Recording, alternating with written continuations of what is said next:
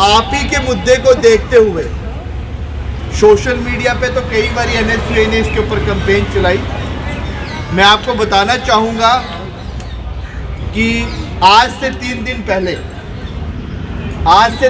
पहले हमने एक राष्ट्रीय कार्यक्रम जो है वो लॉन्च किया है, जिसका नाम हमने रखा है देश बचाओ शिक्षा बचाओ। एक हाथ से नहीं होता। आप लोगों ने भी शायद वो ऑनलाइन ट्रेंड में उसमें पार्टिसिपेट भी किया होगा और आपने वो मुद्दा भी अच्छे से वो देखा होगा। और उस मुद्दे में थोड़ा सा उस कार्यक्रम में 5 मुख्य मुद्दे हमने रखे, नहीं हो पा रहा दोनों ना, जिनको लेकर एनएसयूआई ना केवल दिल्ली में, हमने उसे दिल्ली से लॉन्च किया है और हमारी ये प्राथमिकता रहेगी कि उस मुद्दे को लेकर पूरे देश भर में लड़ाई जो है एनएसयूआई लड़ेगी। और उसमें एक प्रमुख मुद्दा आपका मुद्दा है कि एसएससी और अन्य हमारे जो परीक्षाएं और पास करके हमारे छात्र जो ज्वाइनिंग के लिए वेट कर रहे हैं, उनकी ज्वाइनिंग जो है वो जल्द से जल्द जो है वो सरकार करवाए। इस मुद्दे को लेकर हर एक देश भर में एनएसयूआई सबसे पहले प्रेस कॉन्फ्रेंस करेगी विधिवत। प्रेस कॉन्फ्रेंस के बाद सिग्नेचर कैंपेन्स होंगे। सिग्नेचर कैंपेन के बाद प्रदेश भर में हर एक प्रदेश में एनएसयूआई इसके ऊपर छात्रों का मार्च निकालकर जो है प्रदर्शन करेगी। और मैं आज ही आपको बताना चाहता हूं कि इसी दिसंबर महीने में हम सभी छात्रों को एकत्रित करके इस पार्लियामेंट का घेराव जो है सरकार के खिलाफ करेंगे। और ये जो गूंगी बहरी सरकार है, जो पूरे तरीके से सत्ता के नशे में चूर हो चुकी है और जिन्हें ये लगता है कि हमारे छात्रों के मुद्दे ही नहीं, उन्हें बस अब ये लगने लग पड़ा है कि ये सत्ता में ये हिंदू मुसलमान जिस तरीके से करते हैं, इन चीज़ों को लेकर जो है ये सत्ता में हमेशा काबिज होते रहेंगे। इनकी ये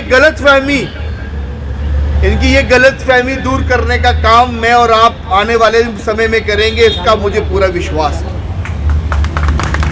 मैं तो आपको सिर्फ एक बात बोलना चाहूँगा, हमें हमारे नेता श्री राहुल गांधी जी ने आप लोगों के बीच में भेजा है और कांग्रेस पार्टी हो एनएसयूआई हो, हम आपकी इस लड़ाई में आपके साथ हैं और आपके इस मुद्दे को, ताकि ये मुद्दा राष्ट्रीय मुद्दा बने, इस मुद्दे को लेकर एनएसयूआई आने वाले समय में हर एक प्रदेश भर में जाके प्रदर्शन करेगी और अंत में एक बड़ा प्रदर्शन दिल्ली में आके करेगी। ये विश्वास दिलाने में आप लोगों के बीच में आया हूं।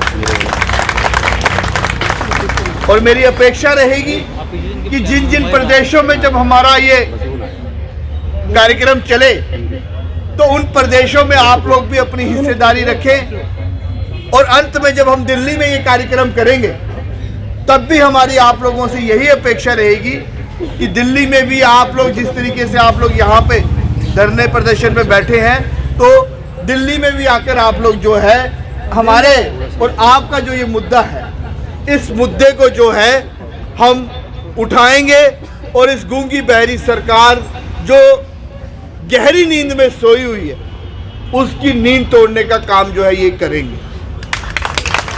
मैं आपको विश्वास दिलाना चाहता हूं, इसके अलावा भी आपको किसी प्रकार की कोई दिक्कत हो, एनएसयूआई छात्र संगठन है और ये हमको यहाँ पे एहसान नहीं करेंगे।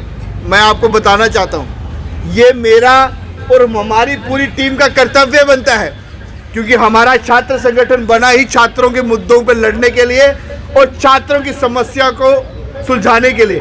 तो इन मुद्दे में कहीं पे भी आप लोगों को, आपकी टीम को कहीं पे भी हमारी सहायता की जरूरत पड़ेगी तो हम आपके साथ हैं। और मैं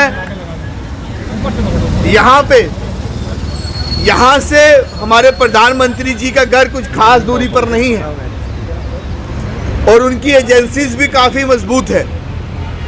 मैं उनको आज ये चेतावनी देना चाहता हूं कि अभी भी समय है।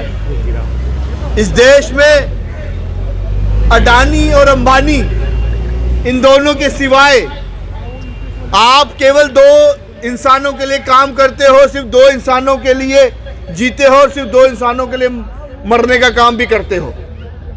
इन 2 इंसानों की डेवलपमेंट को छोड़ के, इनका विकास को छोड़ के हम छात्रों की विकास की ओर भी देखें। हम छात्रों का भविष्य है। हम छात्र किसी भी देश का, किसी भी प्रदेश का जो छात्र होता है, मेरा मानना यह है कि वो उस देश का, उस स्टेट का, उस करीब जो कहते हैं सबसे वो माना जाता है। तो उसी तरीके से हम लोग सभी छात्र लोग हैं। हमारी इन मुद्दों को सुनने का काम जो है ये हमारी सरकार करे और मुझे पूरा यकीन है कि हम लोग एक साथ मिलकर इस लड़ाई को लड़ेंगे। यही संदेश देने में आप लोगों के बीच में आया था और मेरा अंत में फिर से आप सबको, और खासकर ये जो मेरी बहनें आगे की श्रेणी में बैठी हुई हैं, आप सबको मैं हाथ उठा के सलाम करूंगा। आपके जज्बे को मैं सलाम करूंगा। आपने जिस तरीके से इस आंदोलन को चला रहे हो, इसके लिए मैं आपकी पूरी टीम को मुबारकबाद दूंगा और मैं आपको पूरा विश्वास दिलाना चाहूँगा कि हम अपनी हक की लड़ाई जो है इनसे लेकर रहेंगे। मुझे नहीं लगता कि कोई मायूस है। आप इनके चेहरे से देखिए, इनमें अभी भी लड़ने की जज्बा है और जो लड़ाई जो है ये जीती जाएगी। तो लगातार अब कंटिन्यू रहेगा ये प्रोटेस्ट या फिर ये लोग इसके बाद नहीं होगा? मैंने आपको बोला है कि हम बिल्कुल इनकी कोर टीम के साथ बैठेंगे और जो भी सामान्य डिसीजन होगा उसके मुताबिक जो है वो निर्णय लिया जाएगा। ये निर्णय हम नहीं लेंगे, ये निर्णय जो इस आंदोलन को मुख्य तौर पे लीड कर रहे हैं ये उनका निर्णय होगा। उस कांग्रेस का सपोर्ट रहेगा फुल? बिल्कुल फुल रहेगा, फुल रहेगा। लेकिन अभी 10 महीने हो गए ये लोग आ रहे हैं, जा रहे हैं, तो इनके पास कोई धन संपत्ति भी नहीं बच रही है। बंगाल, बिहार, गुजरात सबसे आ रहे हैं ये। क्या लग रहा है कि देखिए, मैं आपकी जानकारी के लिए बताना चाहूँगा और आप चाहे तो इसको क्रॉस वेरीफाई कर लीजिए। इस 12 मार्च को भी हमने जब